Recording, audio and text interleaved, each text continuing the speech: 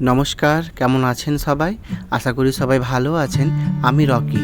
আজ আমি আপনাদেরকে নিয়ে যাব যমুনা নদীর ঘাট ঘোরাতে। আমরা এখন সকাল সকাল সবাই বেরিয়ে পড়েছিলাম। এই একটি অটো বুক করে নিয়েছিলাম।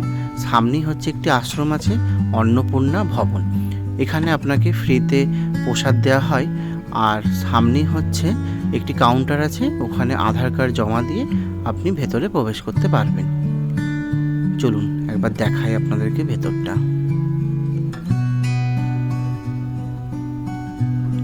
একদম পাগলা বাবা আশ্রমের ঠিক কাছেই হচ্ছে এই অন্নপূর্ণা ভবনটি। আর আমরা যেহেতু ভারত সেবাশ্রমে ছিলাম, ওখান থেকে পায়ে হাঁটা ধরুন ওই 10-15 মিনিট। আমরা এখানে আধার কার্ড এন্ট্রি করে নিচ্ছিলাম। পরিবারের যে কোনো একজনের আধার কার্ড থাকলেই হবে, আর সাথে আপনার ঠিকানা, আধার কার্ডের জেরক্স বা অরিজিনালটা দিলেও হবে। ওনারা শুধু নাম্বারটা নিচ্ছে আর তার সাথে ফোন নাম্বার। এখানে কি সুন্দর একটি রাধারানীর মূর্তি বসানো আছে। আর চলুন এবারে আমরা ভেতরে যাব আর আপনাদেরকেও দেখাবো এখানে প্রসাদের ব্যবস্থা, আর তার সাথে খুব সুন্দরভাবে পরিবেশনা করেন। একটি দানপত্র রাখা আছে, আপনি আপনার যথাসাধ্য মতন ওখানে কিছু দানও করতে পারেন। চলুন ভেতরটা একবার দেখাই আপনাদেরকে। ঢুকতেই কি সুন্দর দেখছি, এখানে অনেকেই বসে খাচ্ছেন আর তার পাশেই এতগুলি চেয়ার টেবিল এখনও ফাঁকা। 11 থেকে ওনারা শুরু করেন, একদম 3টে পর্যন্ত চলে এই খাওয়া দাওয়া। আর কি সুন্দর থালায় একদম রেডি করাই আছে, একটু করে আচার, একটি করে মোরব্বা। আর আমরা এখানে নিয়ে নিয়েছিলাম এই ডাল, একটি সবজি, ভাত আর রুটি। আপনি আপনার মতন ভাতও নিতে পারেন আর রুটিও নিতে পারেন। আজ আমরা এখানে দুপুরবেলায় খাওয়া দাওয়া করেই একদম আমরা বিকেলবেলায় একটু রেস্ট নিয়ে বেরিয়ে যাব যমুনা নদী ঘুরতে। আর এখন আমরা এই অটোটি বুক করে নিয়েছিলাম। এই অটোটি মাথা পিছু 20 টাকা করে। আর আপনি যদি মনে করেন পায়ে হেঁটেও যাবেন, একদম রাধারামন মন্দির বা বাঁকে বিহারীজি মন্দিরের ঠিক পেছন দিকেই যমুনা নদীর ঘাট। এখন আমরা এসে পৌঁছালাম যমুনা নদীর ঘাটে। আর এই যে সামনে নৌকাগুলি দেখছেন, এই নৌকাগুলি আমরা যে কথা বলি যে ওনারা কীরকম কী টাকা নেন। আর আমরা যেহেতু এই সব ঘাটগুলোই ঘুরবো ভেবেইছিলাম নৌকায় করে, ওনারা বললেন যে এইখানে একদম বুকিং করে ঘুরতে হয় এই নৌকাগুলিতে। কিন্তু আমরা 8 জন ছিলাম আর এখনও অনেকগুলি সিট ফাঁকা ছিল। তো আমরা বললাম যে মাথা পিছু আমরা 50 টাকা করে দিতে পারি আর আমাদেরকে এই ঘাটগুলি ঘুরে দিতে হবে। ওনারা তো বলেন না, এখানে বুকিংয়ের সিস্টেম আর বুকিং করে ঘুরতে। আর আমরাও তার সাথে একটু ওয়েট করলাম যদি আরও কিছু জন আসেন, আরও এক পরিবারের 2 জন আসেন, দিয়ে আমরা টোটাল 10 জন মিলে ঘুরে পড়লাম এই যমুনা নদীর ঘাট। বৃন্দাবনের যমুনা নদী শুধু নদী নয়, ইনি হচ্ছেন কৃষ্ণ আর রাধার প্রেমের একদম সাক্ষী। কি সুন্দর লাগছে দেখুন।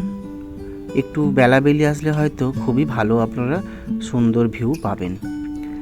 হিন্দু ধর্মে যমুনাকে যমুনা মাইয়া বা যমুনা দেবীও বলা হয়। শ্রীকৃষ্ণের অত্যন্ত একটি প্রিয় নদী এই যমুনা নদী।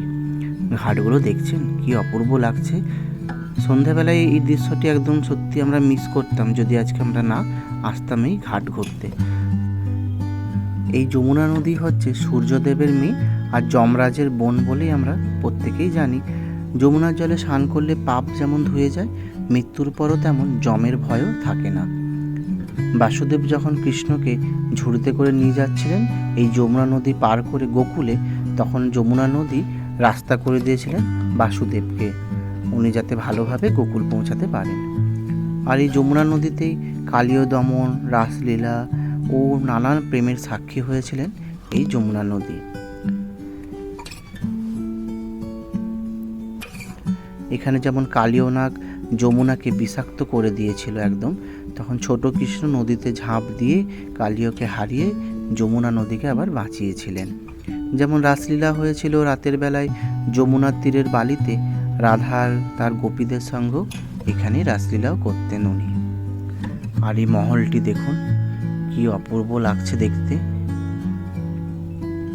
আমরা হয়তো একটু পরে ওই পাড় দিয়ে হেঁটে হেঁটে যাব, তখন কিন্তু এত সুন্দর দৃশ্যটা আমরা দেখতে পাবো না। এই নৌকায় আসলেই অবশ্যই এত সুন্দর একটি ভিউ দেখা যায়। আর এখানে একটি আরতিও হচ্ছে, ওই আরতিও আমি কিছুটা নিলাম ভিডিওতে।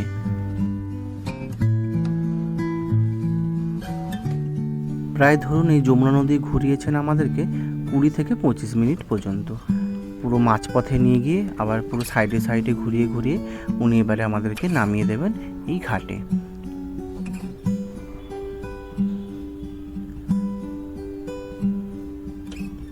এবার আমি আপনাদেরকে যমুনা নদীর পাড় হেঁটে হেঁটে ঘুরিয়ে দেখাবো, চলুন। এখানে ওই যে তখন দেখালাম আরতি হচ্ছিল, এই আরতিটা একটু আমরাও মাথায় নিয়ে নিচ্ছিলাম।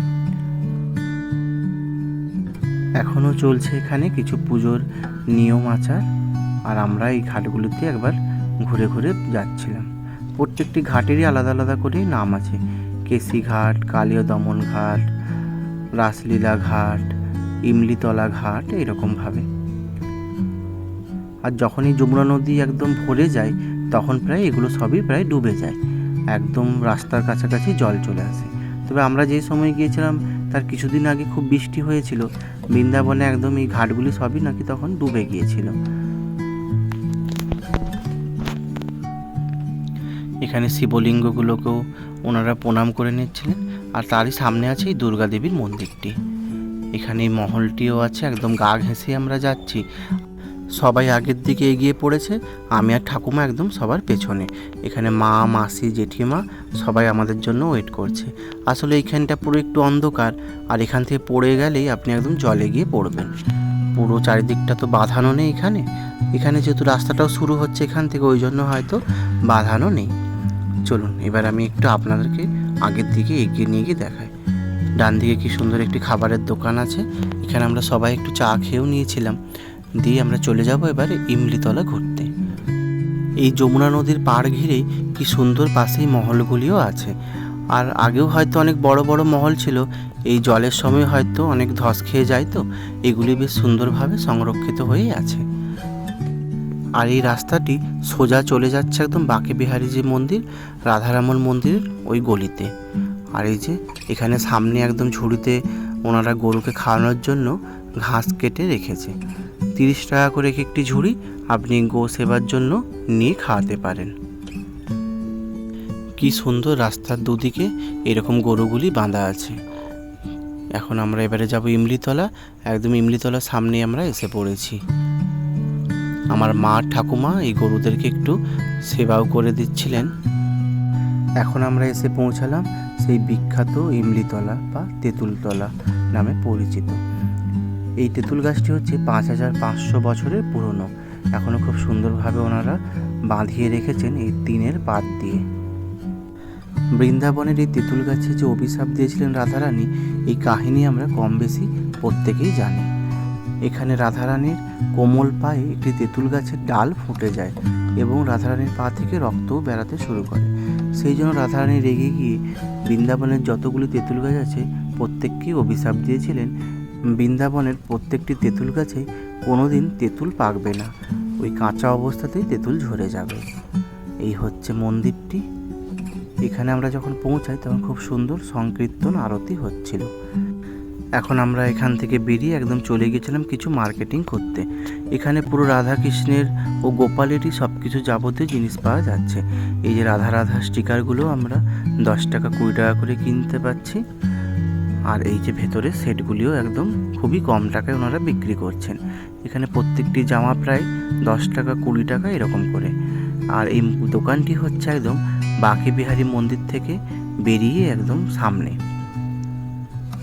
এখানে বিভিন্ন কালেকশন, একদম ছোট গোপাল থেকে বড় গোপাল সব কিছুই এখানে পাওয়া যাচ্ছে।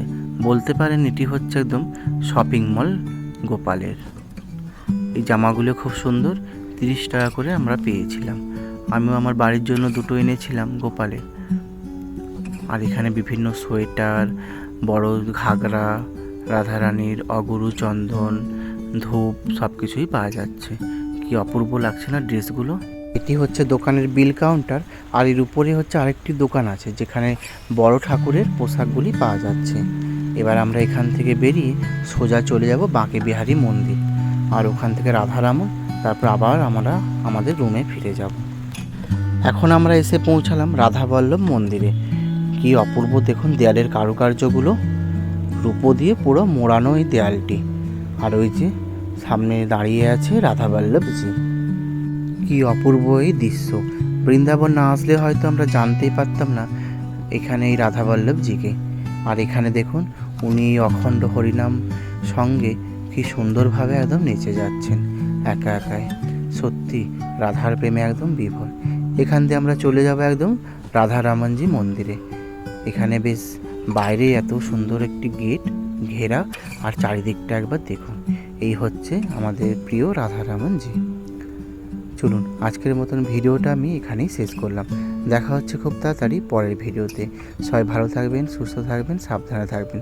রাধে রাধে।